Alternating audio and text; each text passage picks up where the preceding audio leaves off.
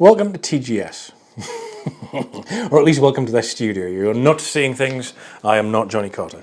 I am, however, in his studio, and I am having a little bit of a play with some of the stuff that I've dug out of his collection. He's very kindly left me alone in his studio. I haven't nicked anything, but I have had a rifle through his gun cabinet and grabbed a couple of bits that I thought were particularly interesting for you to have a look at.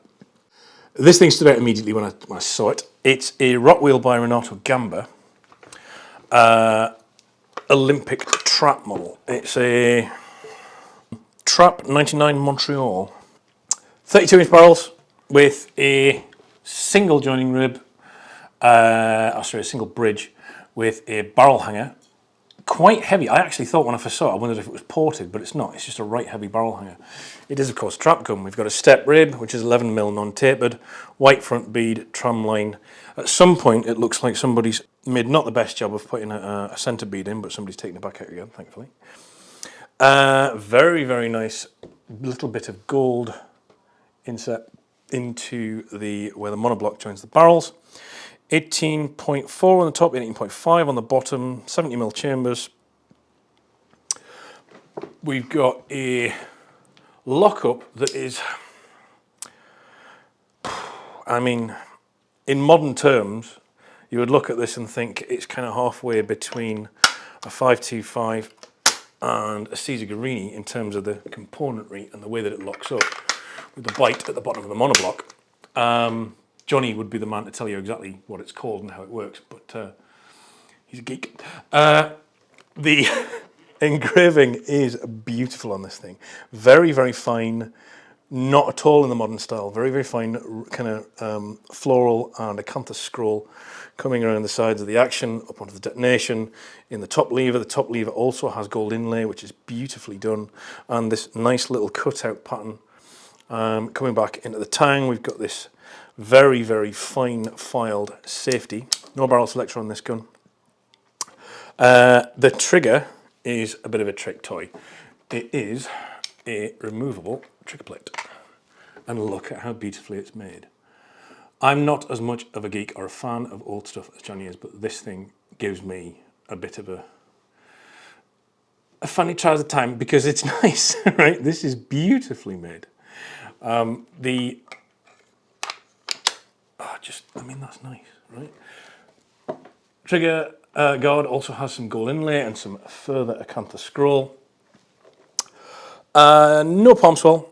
Feels, I would describe it as Browning-esque. Dimensions are very trappy, for sure. You would expect it's a trap gun, right? And a nice thick pad. It's a lovely thing, and I gather not worth huge numbers here. Big money elsewhere, big money in Europe, where these things are well regarded, but not well known here, and as a result, a bit of a bargain. Well, I'll let Jonny tell you whether or not it was a bargain, but I rather like it. I would love to get a chance to shoot it. Unfortunately, I don't have time while I'm down here. We just nabbed it to have a quick look, but it's a very, very pretty thing. I'm sure you'll agree. I hope you've enjoyed a quick look into the back of Jonny's gun cabinet, and well, let's see what else he's got in there, shall we? Jonny has returned, and hello. As you can see, welcome to the studio, Lloyd. Hi. Thanks for taking over. Yeah, no problem. This is a curious thing, and I wanted Jonny back for this because I haven't got a bloody clue what's going on here. This is a extremely curious thing, and I just wanted to look at it because it is so very curious and extremely French. So sadly, you looked at the one that I actually like, and now we're going to look at this one. Yeah. What? Come on, man. What the? This is a Darn, a French gun. It's not a particularly good one. In 1881, Regis Darn invented the rotating breech gun, which was actually really cool. Side lever, the breech rotated out. Yeah. Actually very popular. Really tactical, very simple to use. Did it rotate around like the fore end, or did it just flip? No, you held this and the whole breech block just falls off the side. breech block went, okay, right. Stuff in Got you. Sorry, really, when you said that, I thought you meant the barrels. Yeah, rotating breech block gun. Okay.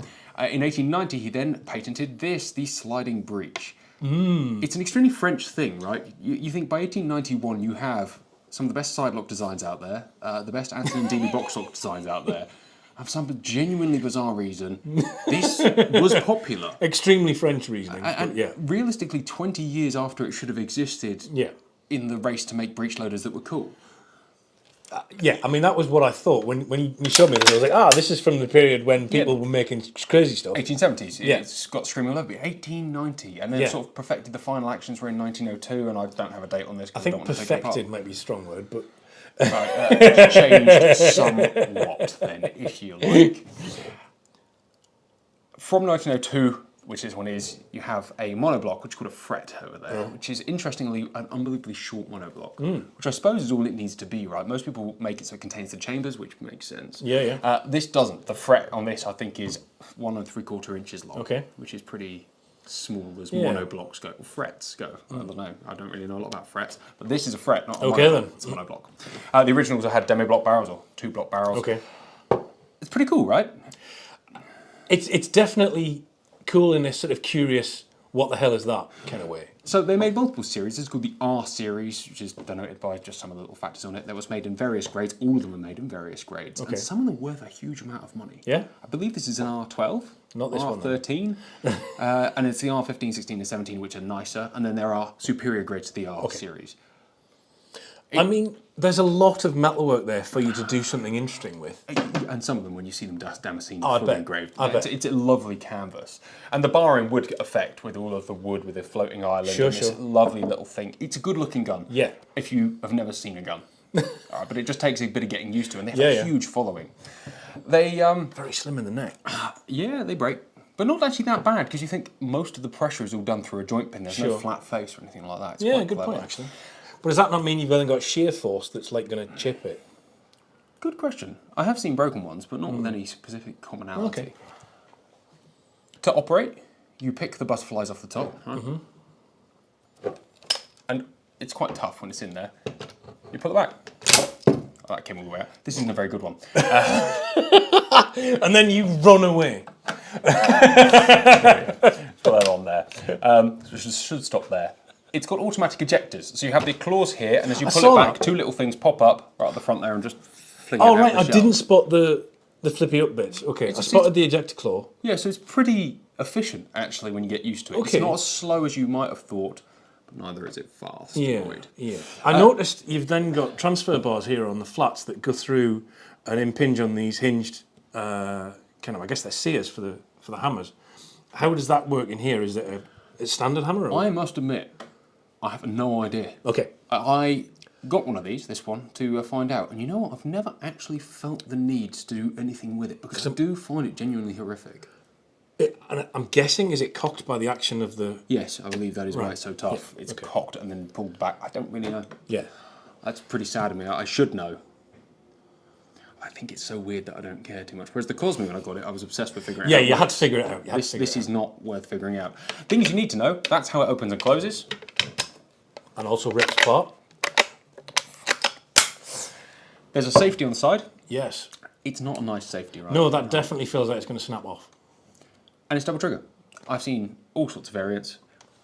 They kick like mules. You can from tell. my own experience. They are super light, which is obviously the benefit, right? You can have a very, very lightweight shotgun. And given that most French hunting is of a walked-up nature, as you can tell by the horrifically low snap-shooty to style stock. Yeah, and the ridiculous pitch and the fact that it's about 13 inches long. It's Most of them are, right? Really? Yeah. Okay. For French midgets, I'm guessing.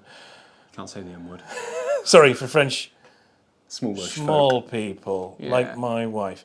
Sorry, She dog. is not a large woman. Sorry, babe. I mean, yeah, the way that trigger guard's pinned on isn't very pretty, and the tang there. But It's got some nice bits, but the sum of it is yeah, right. not. I think you could. I get why people are geeky about these. Yes. I totally get it. Understand.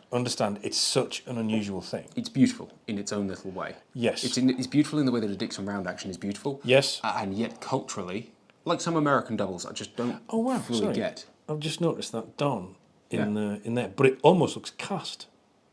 That doesn't look cut. Yeah, it looks cast. Presumably it was. Yeah. Yeah. Stamped of some sort. An unusual little thing. I think we've picked both ends of the spectrum in terms of things that Jonny have that I really like and things that I wouldn't dream of buying. I mean, it's worthless, right? Yeah. The good ones are good. This one is not good.